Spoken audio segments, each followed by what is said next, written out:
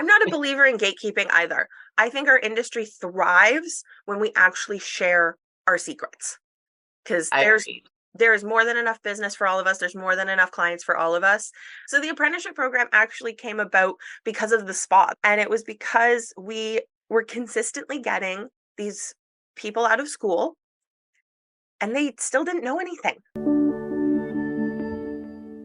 Welcome to this week's episode of Beauty Babble. Today we'll be chatting with Megan Lindo, the owner of Creme skincare boutique in Penticton, BC. We'll hear about their one-of-a-kind apprenticeship program, get some insights and invaluable advice for those aspiring to become part of our ever-evolving beauty industry. Megan, it's a pleasure to have you on Beauty Babble. Let's kick it off with an intro. Can you tell us a bit about yourself? Like, how did your journey begin in the industry, and a little bit about your spa? So I really love my story. We, and when I say we, I'm talking about the ownership group. So I am in business with my husband, my mom, my dad, and my sister. And that company actually has 7 businesses. It kicked off with Melt Mineral Spa 13 years ago, which we opened to help a client of ours establish a dream. We ended up with it. That's a whole big long story we won't get into, but I actually started in the guest services and then also in the marketing side of things. So that's how I was introduced to the aesthetics in the spa world. And there was actually quite a long time that people would say, "Oh, well, are you going to get into doing services?" And I was like, "No, no, no, no. That's not me. That's not who I am." It eventually became who I am, though. I didn't believe in trying to sell people something that I didn't understand. So I started to learn. We'd go to spa shows or reps would come in to do training, and I would always sit in on everything. And I realized I had a knack for understanding all the skincare stuff. It just resonated with me. It spoke to me. I just got it. And eventually that turned into about 6.5 years ago, I got my certification for skincare. So I am a skincare tech. And now I do skincare and facials. And I went from working with Melt to with this lovely family company that we have, being able to open up my own little boutique, which is solely skincare based.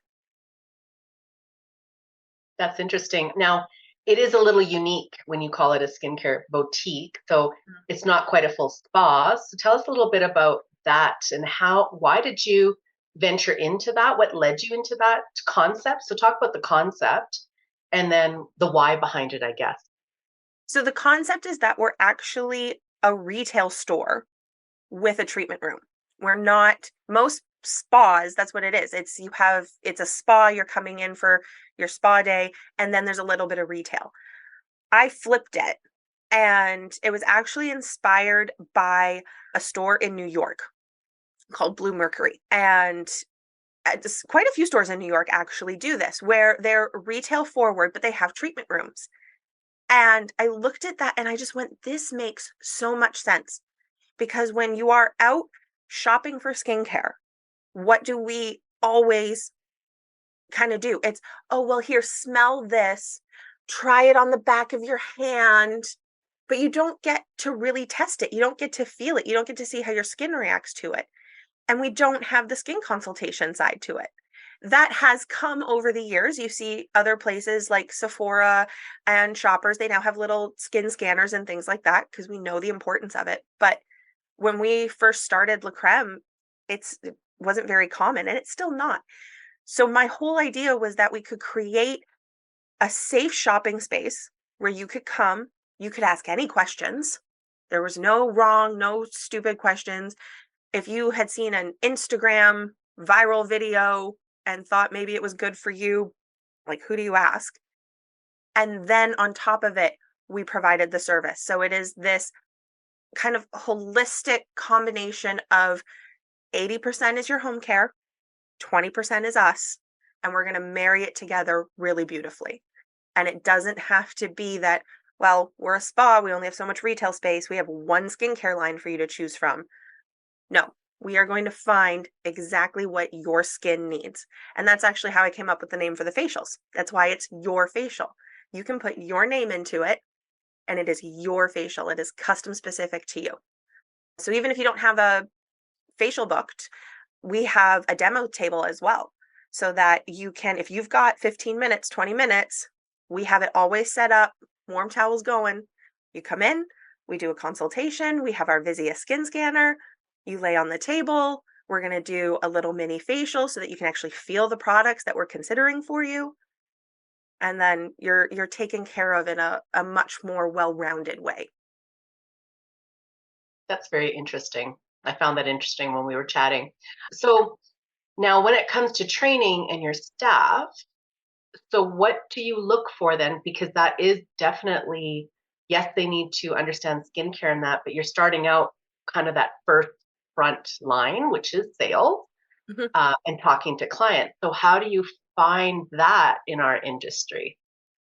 What did you So, come up with a concept or how to train them? I mean, you don't have to share all your little secrets, but oh, you know, if you I don't can share know. a little bit. I'm not a believer in gatekeeping either. I think our industry thrives when we actually share our secrets, because I agree. there's more than enough business for all of us. There's more than enough clients for all of us. And so hiding behind paywalls, I mean, yes, we have to make money too. I'm not saying don't make some money, but there are moments when sharing is caring. So the apprenticeship program actually came about because of the spa. This started with Melt. And it was because we were consistently getting these, people out of school, and they still didn't know anything. We still had to do 3 months of training, and it was almost from scratch. We had to do a lot of explanations. We had to do, you know, and I looked at it and I'm like, you spent how much money on school?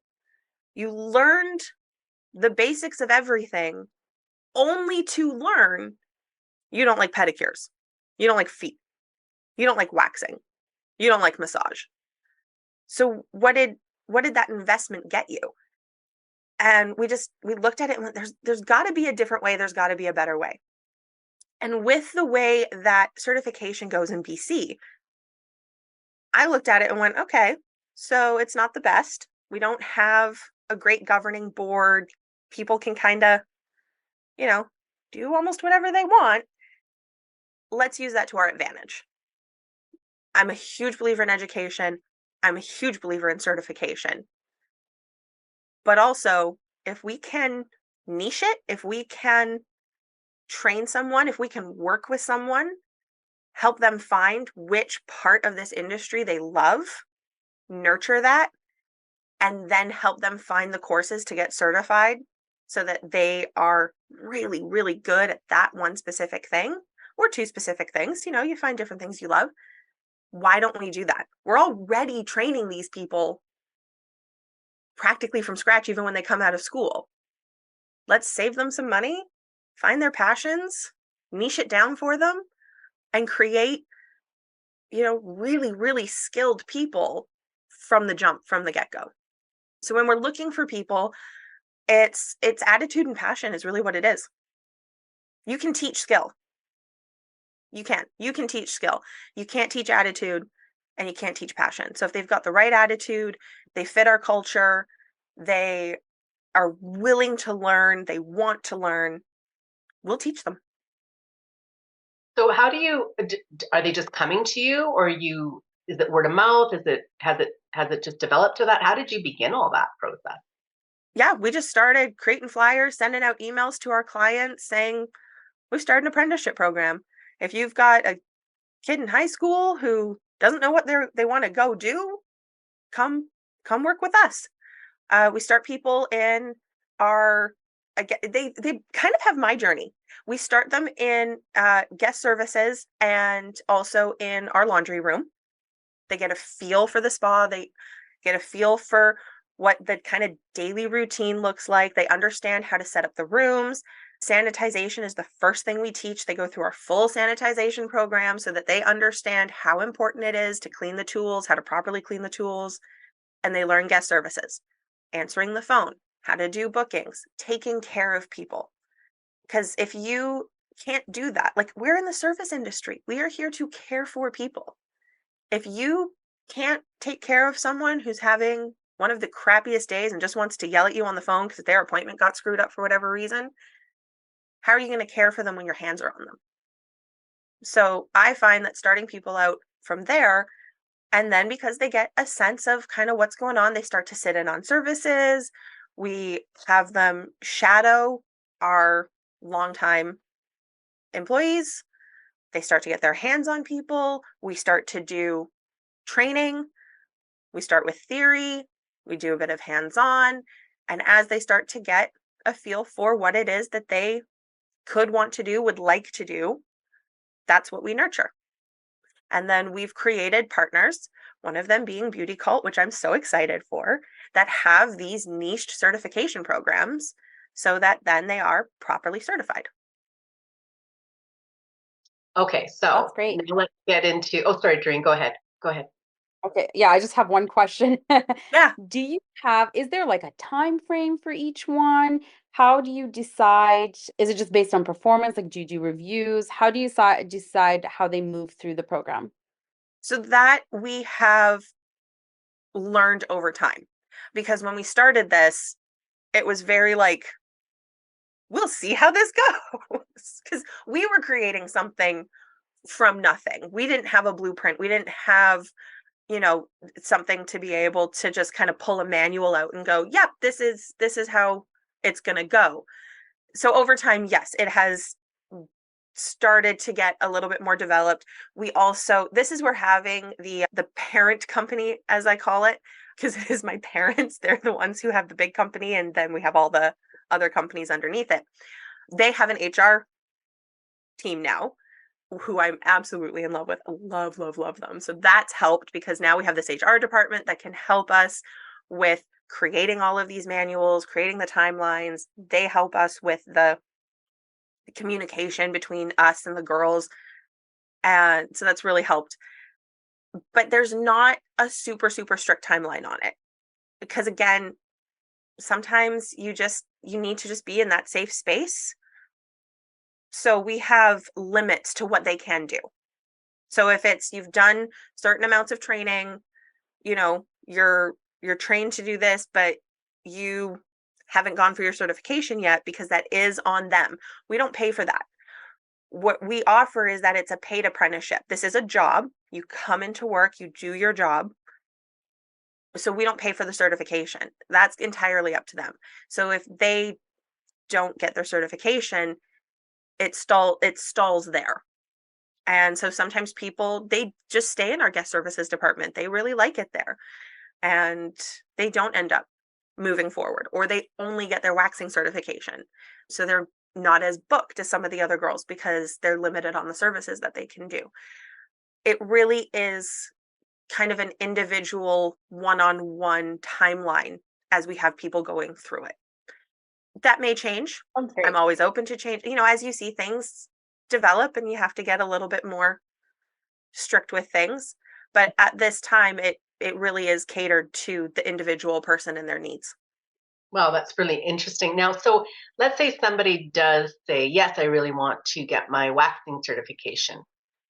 Now, before, like when you first started all this, how did you go about, did you look into what education would be best? Like, because I mean, now there's a lot more mixed of online and in person, but before there wasn't. So did they have to leave work for a little while, go finish their certification and come back? Or how did you find that? Because then they're not also being paid. So can they afford that plus a course? Like what was the background on that? Like what was the outcome of that?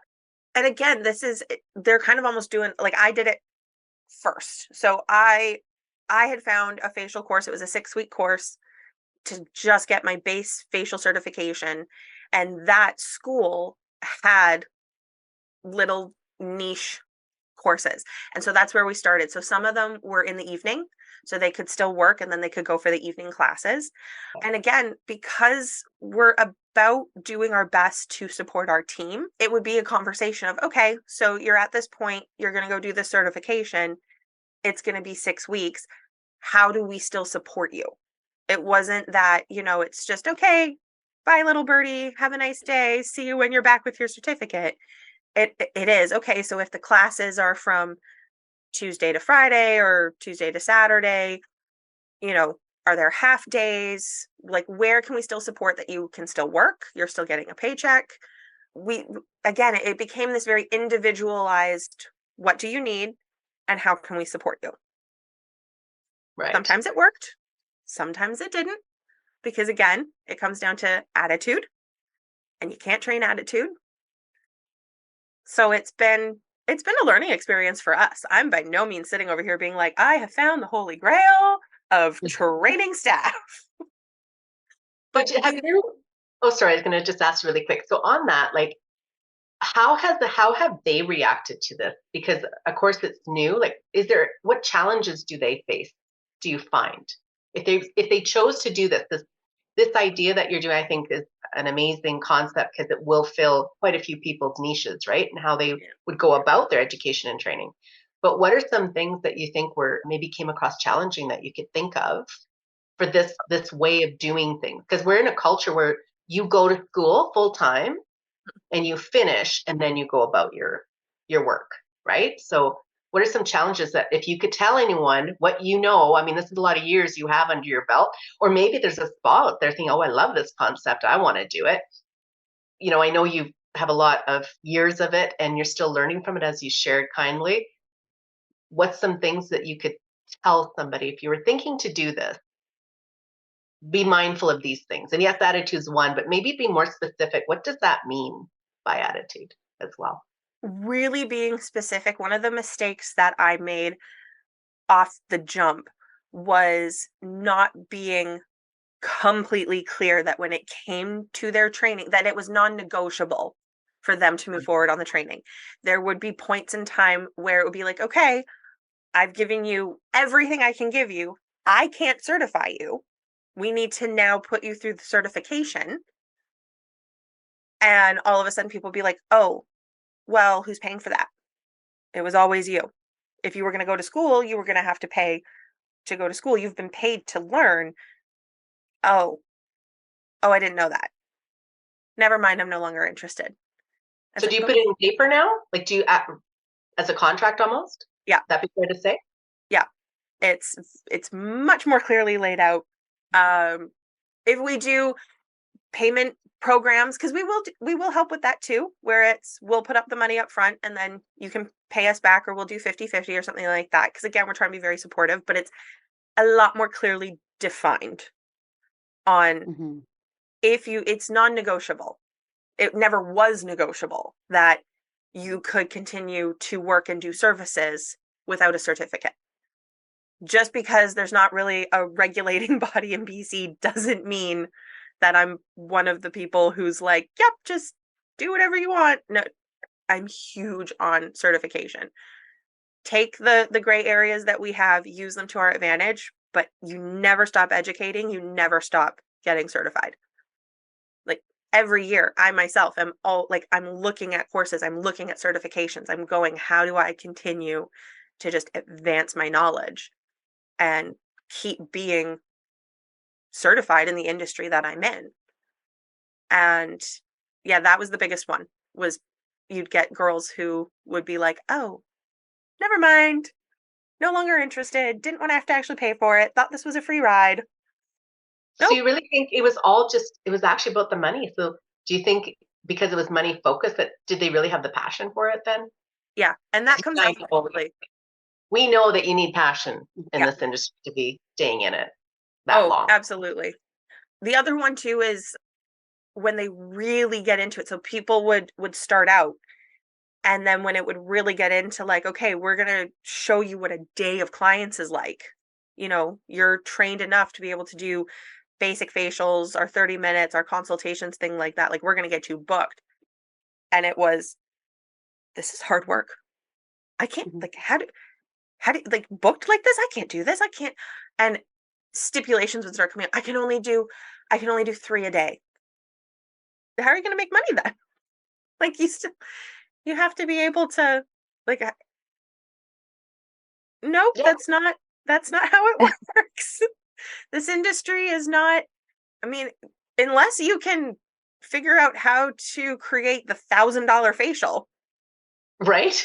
Which, you know, it's out there. It's out there. I'm sure it's out there. Okay, But I have a devil's advocate question for you here. yes, I think your last answer kind of like gave me a little bit of insight, but what is, if they have to go do certification afterwards, what is the pro of doing an apprenticeship program first, other than, I get that they're learning and they're being paid to learn, but what is the advantage to the person who is seeking to be part of the industry? Why not just go in to get a certification first? because a lot of times people go to get certification, they pay out a ton of money to do it and then realize they hate it. Or they And only do 3 facials a day. or they only want to do 3 facials a day. It's flipping the script on its head. The advantage to the person is that it's try before you buy. You have an opportunity to come into the industry, because a lot of times we go into the industry with rose-colored glasses. We see the Instagram videos and we see how, pretty it is, and oh, it's so much fun because I'm gonna facial, and we don't have a actual concept of what this industry is. This is not an easy industry. This is not a fluffy industry. And so I mean, if you want to go and spend your, $15,000-$20,000 to get certified and then do nothing with it, no hate. Absolutely. Go and do that. But if you want to see what it's like first, if you want to see what it's like to be in the industry, to work in the environment, to be able to kind of test out the services and be able to niche. We talk about niching down in marketing all the time. You see it from so many different marketing experts. If you niche down, you'll be more successful. Mm-hmm. So why would you broad spectrum your education so that you know that you don't like something, when you could kind of try it out, realize you don't like it, and niche yourself down? So you niche your education, you can get really specific on your education, and in my opinion, not waste time and not waste money. I love that. And And I think too, what you're saying gives like a real behind the scenes, because I think you can do like, shadow day or whatever. You're not really getting the ins and outs no. of being part of the industry. So you're really getting that preview of what it's going to be like, and if you want to do it or not. That And that's back where end preview, right? The back end of how it functions, the day to day, and working with other staff who are going through the same things that you are. And then let's say someone's booked and they're behind, and you're like, TikTok, what's going on, Kathy? Like, what's taking you? So they get to see the components of a well-oiled machine to versus one maybe not, or we'll call it, the day to day of things that can come up in our industry of all female based place. It can yeah, be a little bit, ups and downs with emotions and stuff, which is just part of it. Especially when you're passionate about something. So I think it's a good point to say you get the inside view of how this really works and how you make a career out of it. And then once you're certified, I mean, you're offering the certification. I know this isn't maybe what you want, but at the same time, like maybe they need to move and grow, or maybe they move somewhere else. At least they have a certification and a handful experience now, which people don't realize. What I just the other day had someone pop in and they're like looking for a job still. They've been out of school for a while and they took an advanced facial medical course. Everyone wants 2 years minimum experience to be hired. Where do you get it from when you just had school with no background? So there's a lot of factors to this that I don't think sometimes people are really looking at the niche behind this. It's yeah. not for everyone. That's fair, for sure. And it's not always supported by some places either. So it's a very interesting way of doing it. And I think there's room for that. Other than, was there 2 provinces that are regulated? I think Saskatchewan and Manitoba. That Yeah, I probably think wouldn't that's what it is. apply Yeah. very well because there's regulated, but it's the same idea. Like in Saskatchewan, they do certification, but then they have to journeyman for 2 years, I think. And I think the same thing with Winnipeg, Manitoba, if I'm not mistaken. There's like you go through school, but then the exam is the final like hairstyle. same idea, but there's amount of hours that they have to be putting into it as well. So I find that interesting that it's just another way to flip the switch, as you say, and then you really can dive into it. But I know a lot of people have asked us that it's not all fun and games all the time. Like you said, it's not all fluff. Mm-mm.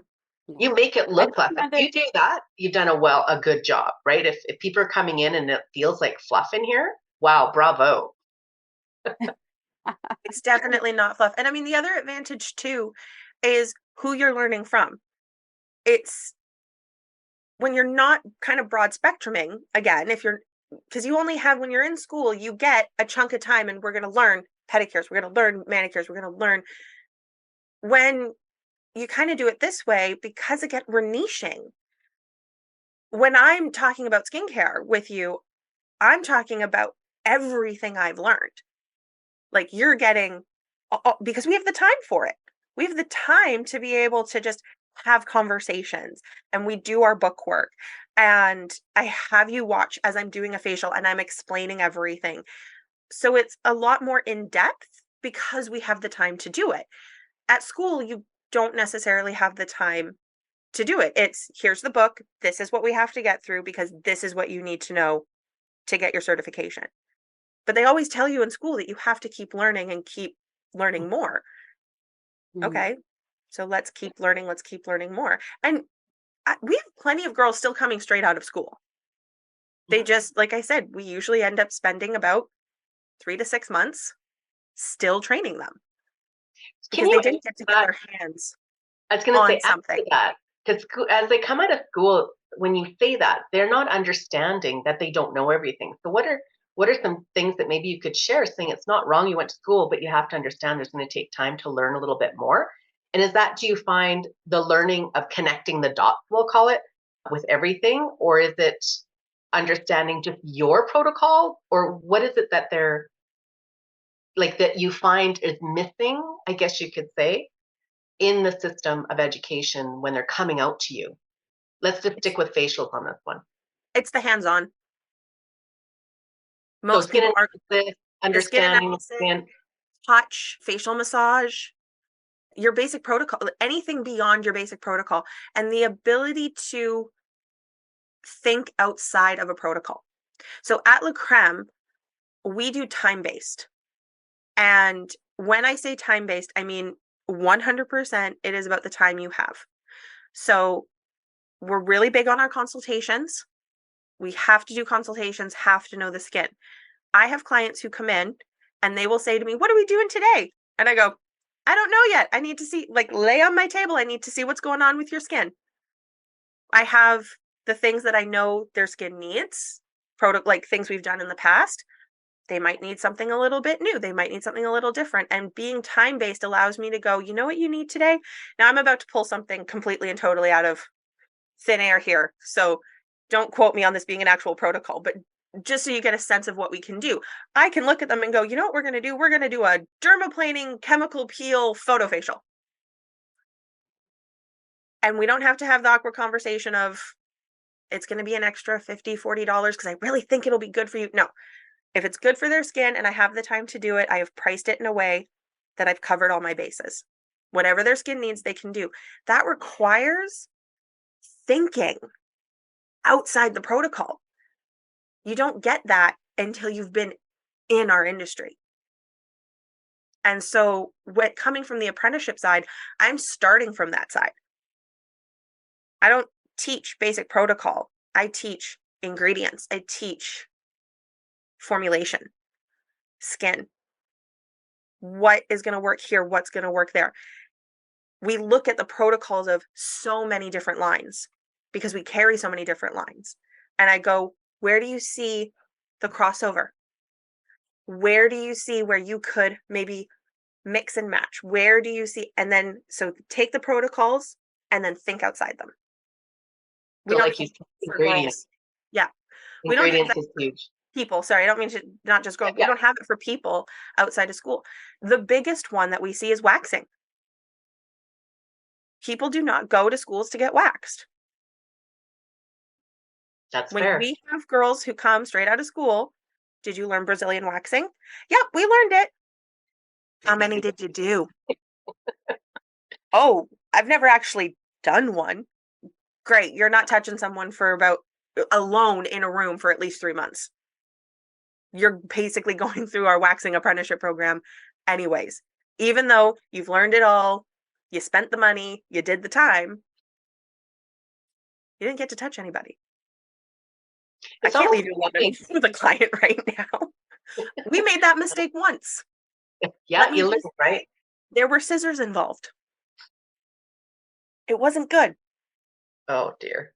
So I that guess I look at this like a, sorry to interrupt you, like a, no, almost like just a tutor. You have your own tutor teaching you, diving in, so you have a base understanding of, I don't know, let's say it's math, but you have now someone who's actually going to dive into that deeper. So your apprenticeship is like having your personal tutors throughout this whole process.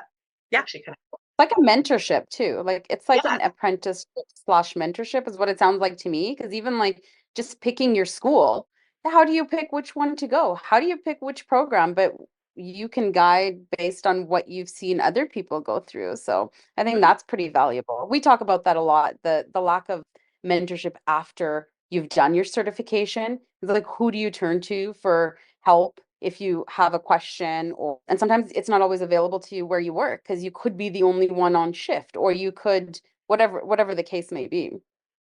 I tell the girls all the time because I being on the ownership side too, like I do 1 week in Penticton, I do 1 week in Port Coquitlam, I travel, I've started doing, I've expanded myself into working with other companies and doing trainings and things like that. So I'm not even always there. But I tell them, I'm like, all you have to do is look at my schedule. My schedule's, it's on the Google Calendar, it's on our booking calendar. I put everything there. If you put yourself on my schedule, you're on my day. All you got to do is go in there, block off the time. I'll see it. You don't have to ask permission. You don't have to, hope I make the time for you. I will always make the time for you. Just check your schedule, check my schedule, book yourself in just like an appointment, whatever you want to talk about. I was in Disney World and had the girls texting me being like, I have a skincare question. I have a facial question. I've got data. I've got roaming. Fly Welcome at to it. What? ownership. Welcome to ownership. Welcome to Own ownership. your spa. Exactly. So true. Exactly. Yeah. But it just, yeah, it's true. We don't have a lot of post school mentorship. And if there is someone offering mentorship, it's usually way out of the price range of someone just out of school. And again, everyone needs to make money. Absolutely. Mentorship programs have their place and we have to charge what we're worth. But I think there's two sides to it. There also needs to be a little less gatekeeping. There needs to be a little less secret keeping. If we're not more inclusive of sharing our information and being open with the new people coming up, then as we get older, us oldies in the industry are just going to become bitter and complaining about how the new generation doesn't know anything. How are they supposed to know anything if we don't share it? So true. I love that. Love We're that. just doing it to ourselves. So I like to be an open book. And I will happily say, I don't know. I do not know everything. But what you also have access to when you're working with me and you're working with the companies is we have developed relationships over years. And so I have people I can call. I have people I can introduce you to. I have people I can ask. And I'm not gatekeeping those either. Yeah, so important for people to understand that, especially nowadays when people are going off on their own right out of school Mm-hmm. and then they don't have. I think that's the biggest challenge, and they don't realize that when they're taking it because they see Instagram and it looks lovely. I'm beating up Instagram. I don't mean to, but right? Like they don't, that's fluff. They're not seeing what it takes. And But it's we have good. a saying out there, right? That we're comparing our nitty gritty to everybody else's highlight reels. And that's what that's what social media is and Instagram is. And it is pretty and it's fun. And I love doing content days and it's great. But when it really comes down to it, there's more than 90 seconds of a reel in a day. There's 8 hours. There's 12 hours. That could be your work day, 90 seconds. Oh, wouldn't that be nice? Forget 3 facials a day. I'm going to do a 90-second facial that pays for my month. Yeah. Well, that was I think amazing information. I know that in the text, we're going to be sharing your information as well, Megan. You were kind enough to offer that. So if anyone wanted to reach out to you, those that are interested can always reach out to us as well, wanting to know more, or maybe we don't even know how to start it up, right? How do you even begin something like this? But yeah, anything else to add in as we finalize this wonderful podcast? I think there's a part 2 coming probably. So, like I said, I'm happy to be an open book. So yeah, if anyone wants to reach out on the socials, because they are a great way to connect, or email me, whichever, I'm happy, absolutely happy to answer questions. Or if someone's been listening to this and is like, I have an idea for how you can make this better, hit me up. I'm always open to collaborations and new ideas and moving forward, because that's the only way we grow is by working together. So Absolutely. I love that for, I think, our ending here. What do you think, Tareen? I think that's great. We'll put all the contact information in the description. And thank you so much for joining us today, Megan. This is so much fun. Thank you so much. Thank you. We'll keep in touch. Thanks for listening to Beauty Babble.